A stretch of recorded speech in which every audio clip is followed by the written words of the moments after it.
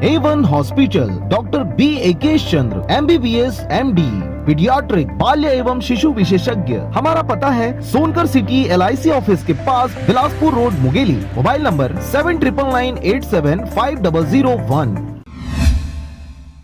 नमस्कार, आप देख रहे हैं आरजे रमझाजर और मैं हूं पुखराज सिंह। अजय चंद्राकर के एक बयान से बीजेपी प्रदेश अध्यक्ष विष्णुदेव साय ने काटी कन्नी और कहा, अजय चंद्राकर ने क्या कहा हमें इसकी जानकारी नहीं। देखिए रिपोर्ट।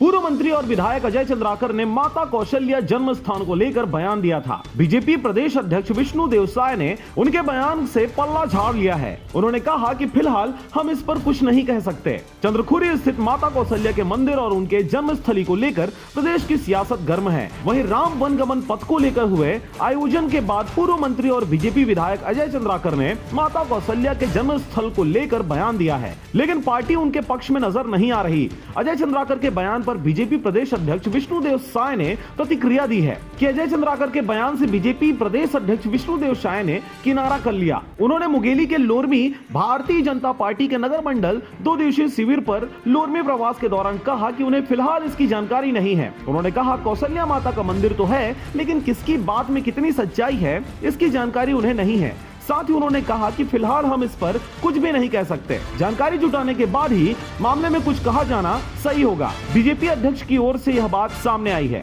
आपको बता दें कि प्रदेश की कांग्रेस सरकार राम वनगमन पथ को लेकर योजना चला रही है, जिसमें इन जगहों को तीर्थ स्थल के रूप में विकसित करने का काम प्रदेश सरकार करेगी। लेकिन बीजेपी कांग्रेस पर सवाल उठा रही है। पूर्व मंत्री अजय चंद्राकर ने कौशल्या माता के जन्म से जुड़े तथ्य को लेकर सरकार से साक्ष्य तक मांग डाला है। क्या कहा है अजय चंद्राकर ने, जरा आप भी सुनिए। देखिए, भारतीय जनता पार्टी में इस तरह का प्रशिक्षण वर्ग चलाने की परंपरा है और अभी पूरे छत्तीसगढ़ में मंडल स्तर का प्रशिक्षण वर्ग चल रहा है और ये 25 नवंबर से शुरू हुआ है।